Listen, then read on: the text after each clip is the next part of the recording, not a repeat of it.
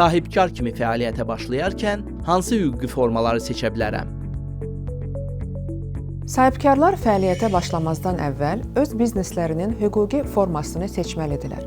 Belə ki, hər hansı şəxs vergi uçotuna durmaqla, fərdi sahibkar kimi və ya hüquqi şəxs yaratmaqla biznesinə başlaya bilər. Fərdi sahibkar kimi siz biznesi öz adınızla idarə edirsiniz və bütün məsuliyyət şəxsən sizdə olur. Buna görə də öz əmlaklarınızla risk daşıyırsınız. Hüquqi şəxs yaratdıqda isə siz seçdiyiniz təşkilati hüquqi formaya uyğun olaraq məsuliyyətinizin dairəsini və hüquqi şəxsdə iştirak payınızı müəyyən edirsiniz. Ən çox istifadə edilən forma olan məhdud məsuliyyətli cəmiyyət formasında riskiniz nizamnamə kapitalına qoyduğunuz iştirak payı ilə məhdudlaşır.